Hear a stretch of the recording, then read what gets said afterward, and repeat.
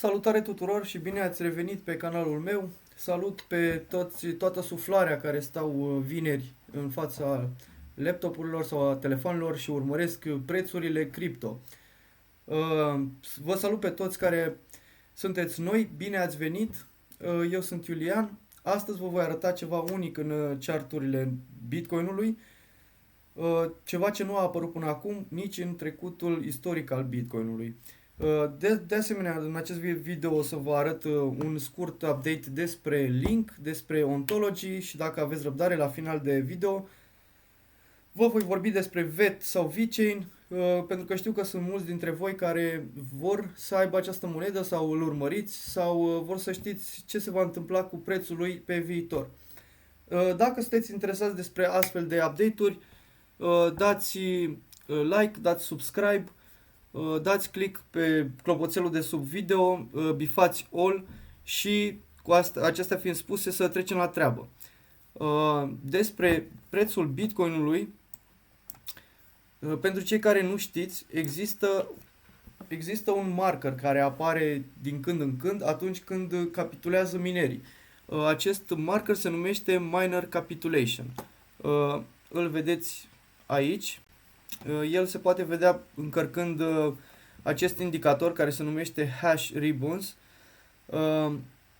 O să vă arăt într-un interval de timp mult mai mare, pentru că asta facem când dorim să vedem în trecut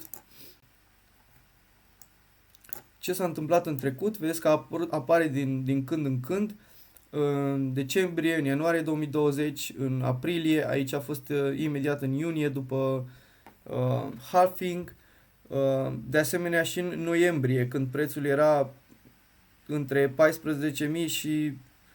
și chiar și la 20.000, a apărut acest marker. Bun. Ce provoacă acest marker? Bine că m-ați întrebat. Bun, în principiu este o cascadă de evenimente. Cum ar fi?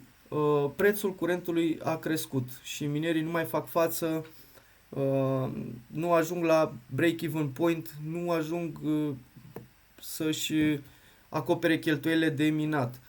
Minerii își vând monedele pentru că trebuie să-și plătească facturile. De asemenea, investitorii se tem și prețurile scad.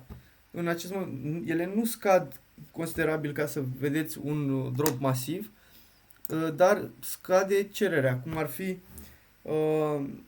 minatul devine mai ușor. Toate acestea însumate, toate aceste evenimente se numesc Miner Capitulation. Acesta este momentul când apare acest indicator și ceea ce vedeți voi aici se numește Buy Signal. Deci este semnalul de a cumpăra.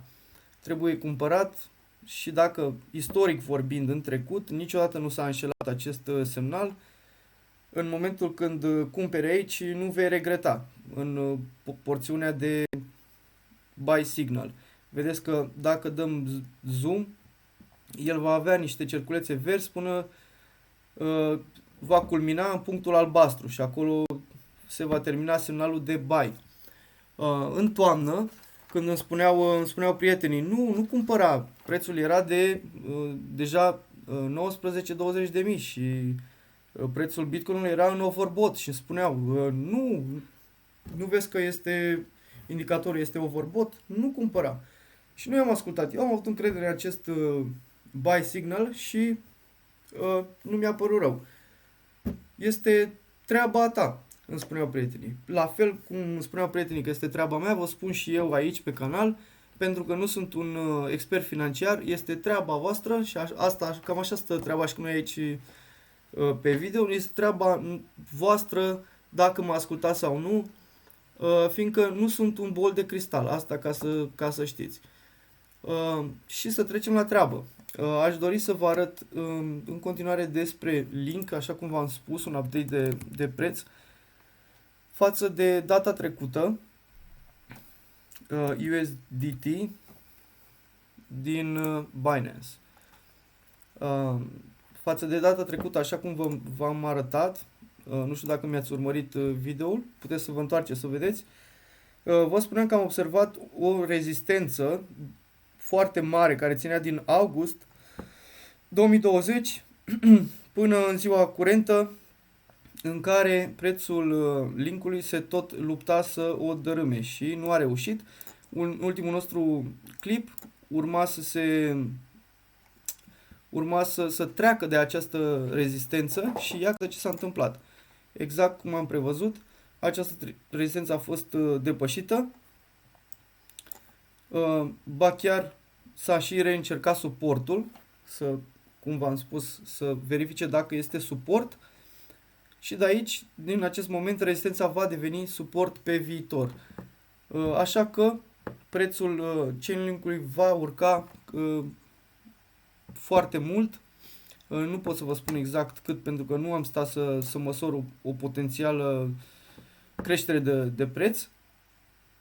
O să vă arăt în schimb intervalul de 4 ore cum prețul s-a jucat deasupra acestei rezistențe, acestui suport și după cum vedeți linia galbenă care este moving average de 21 de zile îi va susține suportul pe viitor. Aceste două linii galbene și roșie moving average sunt în direcția ascendentă, trendul este în creștere, deci nu vă faceți griji. Ceea ce este important în trade este să știți oarecum, să fiți pregătiți, nu neapărat dacă și știți este minunat, dar să fiți pregătiți de noua mișcare a prețului, care este, coboară sau urcă. Dacă vă spun eu că poate urcă sau poate coboară, nu este relevant. Important este să fim pregătiți în orice moment despre o nouă mișcare și să știți cum o abordați, pentru că se pot câștiga bani la fel în creștere cât și în scădere. Despre VET, despre Ontology. Data trecută vă spuneam în filmulețul de update de preț de Ontology, imediat dacă și vedeți filmulețul de data trecută, vă spuneam, era în data de 27 aprilie, vă spuneam că prețul va crește aproximativ 37-40%, va urca până la 2,4 dolari. Iată ce s-a întâmplat. Exact într-o perioadă medie de timp, ca să spun așa, nici chiar scurtă, dar nici foarte lungă, a ajuns la cum am văzut în chart și la fel cum am prezis, chiar a depășit acest nivel și s-a oprit în jurul prețului de 2,9, care se apropie de 3. Țineți cont că cifrele rotunde, 3, 5, 10, 100, 1000, sunt prețuri psihologice. Asta ca să știți în lecția voastră de astăzi. Dacă ne uităm în trecut, pentru că întotdeauna când nu știm unde se va duce prețul, când intră în necunoscut, trebuie să ne uităm în stânga dacă avem date și noi avem din 2018 putem observa aici că această zonă de 2,8,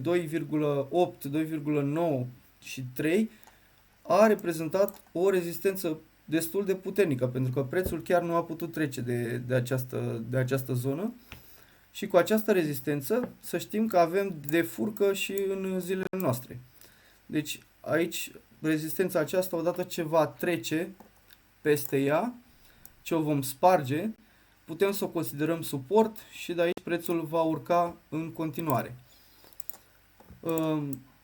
Acesta este update-ul de preț despre Ontology în comparație cu cel de data trecută, deci să nu vă faceți griji. Ce să vă spun? Despre VET. În sfârșit ajungem la prețul lui VeChain. O secundă, am închis hash ribbon-ul de la Bitcoin. Despre VET. Despre VeChain nu o să vă vorbesc despre fundamente în acest video. Vă voi vorbi doar despre preț. În momentul de față, după cum vedeți, este 0,23 de cenți. Prețul la care mă gândesc că va crește din acest moment, pentru că nu avem nimic în stânga să ne putem uita, el a atins noi all-time highs. Prețul în spatele căruia pot sta eu să vă spun și nu aș vrea să vă înșel așteptările, dar până la finalul lunii mai poate ajunge la 30 35 de cenți. O secundă. Să și măsurăm.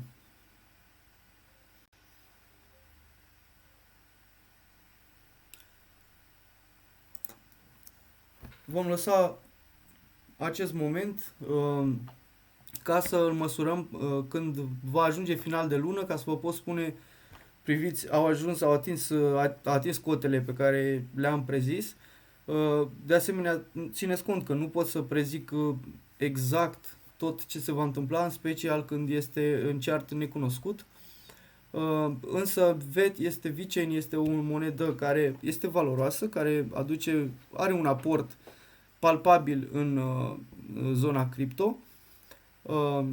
De asemenea, luna mai trebuie să luăm în considerație că este o lună bună pentru altcoins.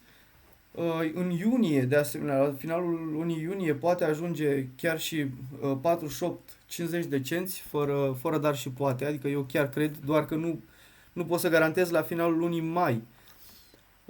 Dacă Doge a ajuns la $1 sau va ajunge la $1, pentru că cu siguranță, nu știu ce se întâmplă cu această monedă, eu cred că va ajunge, cu siguranță va ajunge și VeChain. Are toate canalele ocupate, tot timpul sunt update-uri, postează noutăți pe toate canalele, apar la știri, în diverse știri despre muzică, se implică, este menționat peste tot și în canalele din știri.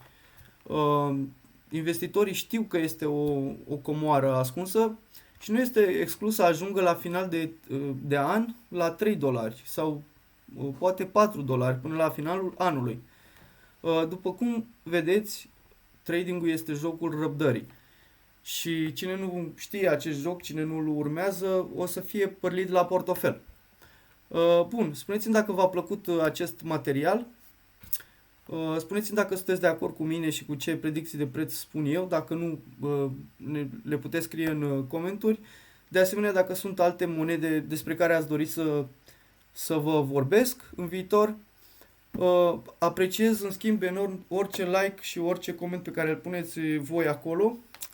Mă bucură foarte mult și sper să nu să fac și eu ca Nai Nicolae, dacă știți de pe YouTube. Dăm like înapoi. Bine, și cu acestea fiind spuse, vă urez un weekend extraordinar tuturor și ne vedem data viitoare. La revedere!